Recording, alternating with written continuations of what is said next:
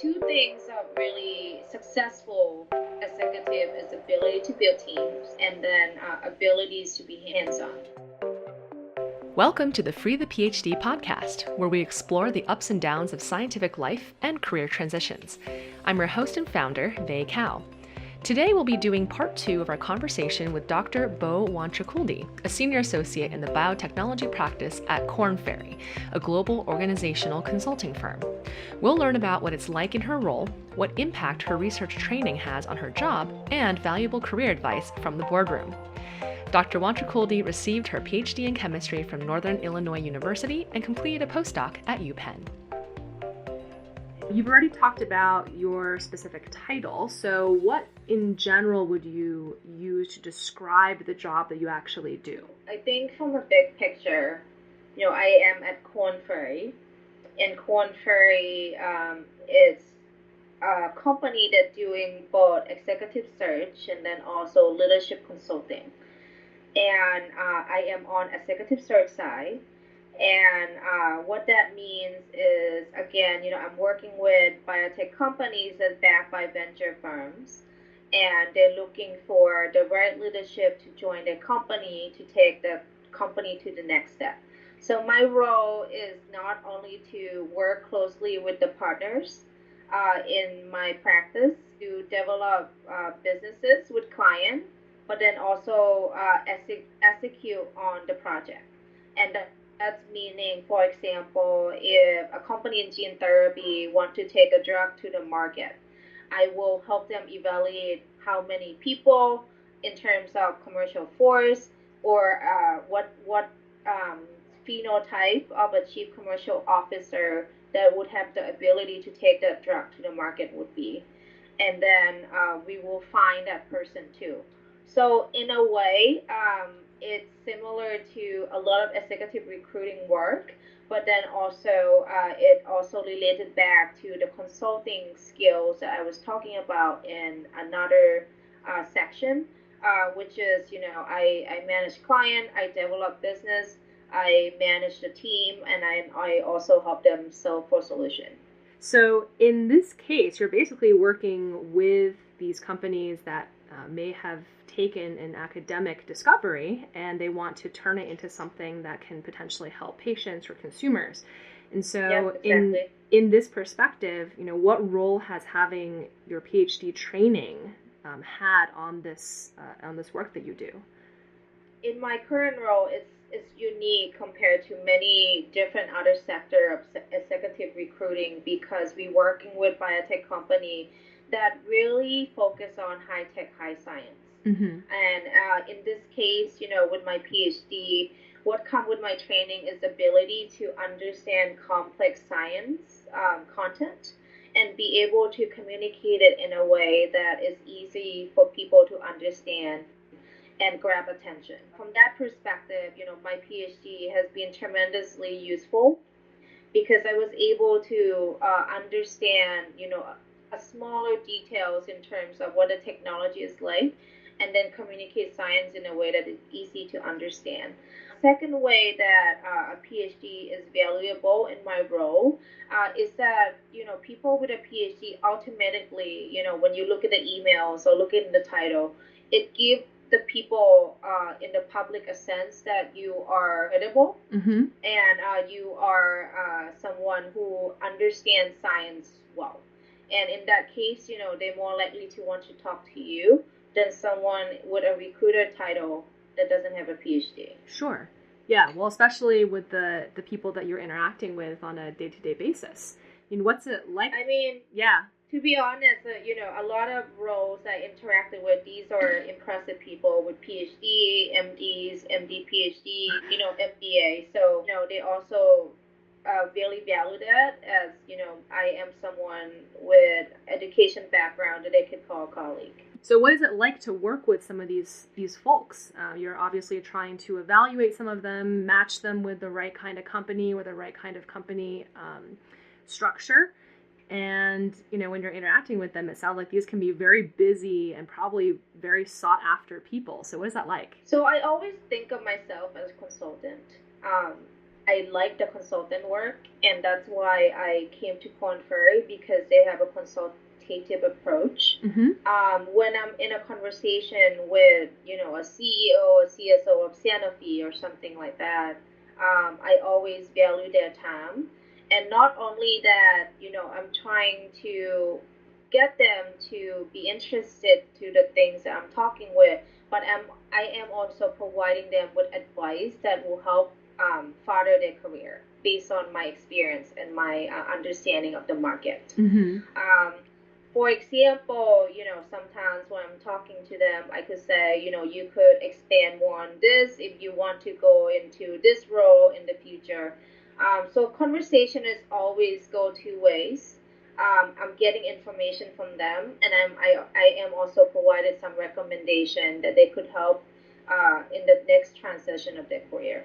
I'm curious, when you're talking with a lot of these folks, do you notice any trends, either in the way that they communicate, the way that they treat others, that puts these people in leadership positions or has helped them get these leadership positions? Is there something that's similar about them? There's a few key things. One thing is that ability to lead teams and build teams. Second thing is ability to accomplish a project hands-on. And those in the biotech, it's really important because most of the biotech companies, these people have to wear many hats because it's a smaller organization and they grow really fast. Yeah. And a second point to that is that a company usually is small, so when they come into the role, then they have to build teams around them. So, two things are really successful executive is ability to build teams, again, and then abilities to be hands-on. Okay. So essentially they need to have some personal experience in whatever it is that they were being hired for. Otherwise, I suppose they can't build those teams, or they don't know the right people to build the teams. Ability to build team come in different ways. For example, in a bigger organization such as Pfizer, Amgen, for example, some people can come into the role when there's already team established. Yeah. So someone like that wouldn't necessarily have experience of building team. But for example, someone who was hired into a role to start a unit, for example, a rare disease unit, for example, and when they were going in, there was just only one of them, or two of them, and then they were able to build teams to 30 or 40 or 100 and then lead them. Those are the type of quality that usually a biotech is attracted to. So being in this type of an environment where you are working with some of these executive level people, what mindset shifts do you see needing to happen? You want to take a postdoc or a grad student and plunk them in the middle of this kind of an environment and have them be successful. People who are successful, it comes in two, I think, big factors.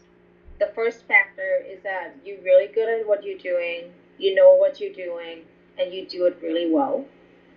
So your capability to execute, per se. And a second factor is to be in the right organization, right? You can be the best scientist the world could have. And if you work for the worst company, that's on your resume forever. And then when you go to the next thing, they're going to question, is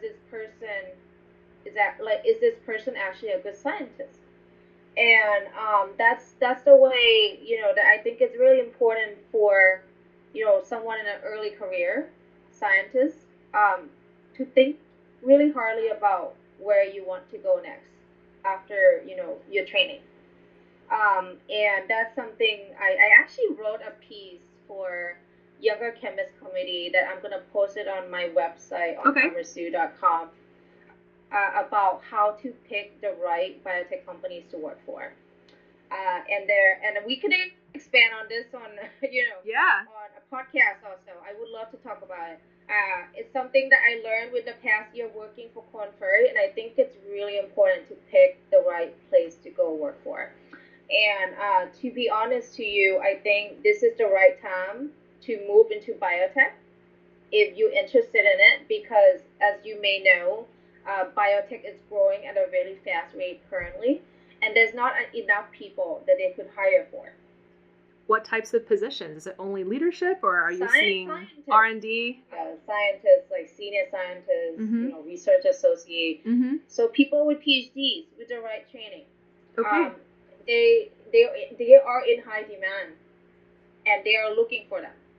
And you can grow really fast, really quickly. But the key is this: you want to go to a biotech company that's going to last. You don't want to go somewhere where they're only going to last for 6 months. They're going to last for a year. Right. You want to go somewhere that's going to be successful, and that's going to stick with a resume your whole entire career. You can say, they're going to say, oh, you work for this X company. It was a great company. It was a great research company. We should hire her. Yeah. That should be a pretty interesting topic, so we can come back and investigate that further. Only be really good at what you do.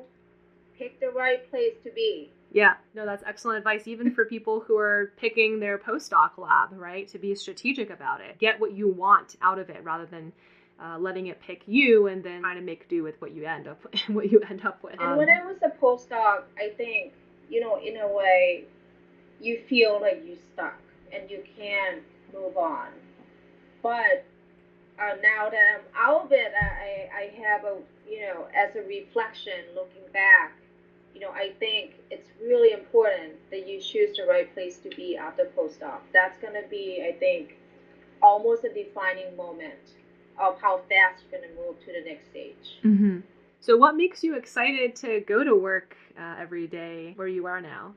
I am excited to go to work because I know that the work that I do actually is impactful to some of these companies. And I am, really passionate about what I do because the connection that I made, I was able to see not only the colleague and executive that that I made connection with grow into their role, but also see the company move into the next stage. Yeah. Yeah, and that impacts many, many people, actually. It's, all the employees of that particular company, especially the ones on the team of the person that gets hired. You have a role in all of that.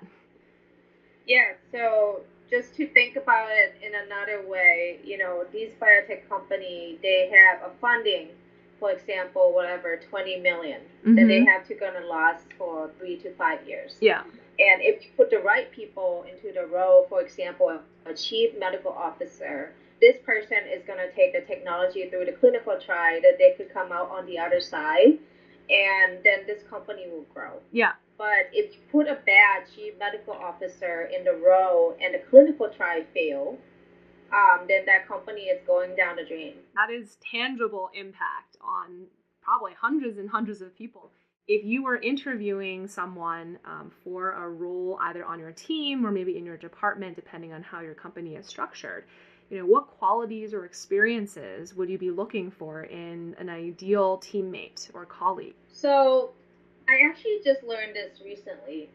And the way that I learned it is because a colleague of mine reached out to me and he wants to explore the opportunity at Korn Ferry.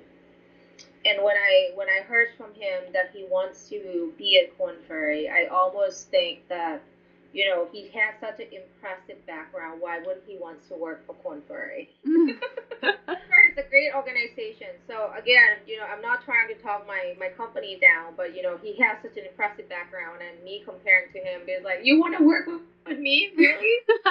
Oh, I feel so good. But anyway, I took his CV, I sent it around my practice, and to get their thoughts to bring him in, and they decided that the final verdict was that he was not right for the role. Okay. And let me tell you why. He is already a CEO in a really, really early startup company. And they thought that because he was calling himself a CEO, there's no way that he's going to have the strength to deal with clients. People might not understand clients is your number one. Yeah. If you thinking about interested in becoming someone in my role, I think it's really important to show on your resume and to talk it out that you have you have the right skill set and transferable skill to work with clients. Working with customers of some sort. Yeah, if I would have, and I think back at this sometimes, well, from my perspective, I don't know if my colleague would actually want the job at Korn Ferry, but I would have told him to change his resume into something a little less, I don't know, authoritative in a way, because the nature of the work that I'm working with a client currently, you want to have to serve, you want to have to help someone to do better. You don't want to take an ownership on their technology or their company, for example. Right. You're an advisor. You are one step apart from the technology, but you're helping them seeing things in the way that they haven't seen before. Yeah.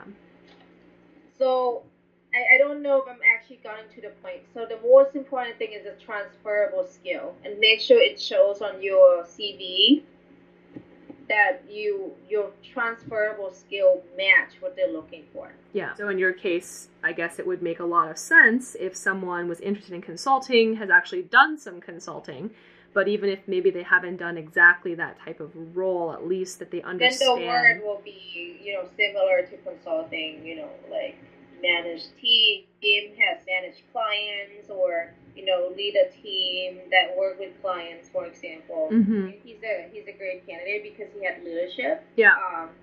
But because he didn't show, or they were questioning how he would work with teams and he would manage clients. For example, they weren't sure if the client tell him that he was wrong, how he's gonna react. Yeah. Then he weren't the right candidate in their eye. Yeah. And it's so interesting because it just goes back to the fact that soft skills and the way that you present yourself and interact with others is so important. And it's almost never, ever discussed as important to scientists, especially when they're looking for jobs. Yeah. And I think he'll be great for another role with that same CV. But if he was going to try to sell himself to Korn Ferry in my role, then his resume has to look different. Yeah. Well, it sounds like, if you have some experience working, you will be able to find other opportunities where you're a good fit. And I think that does matter a lot, that you're the right fit for the role.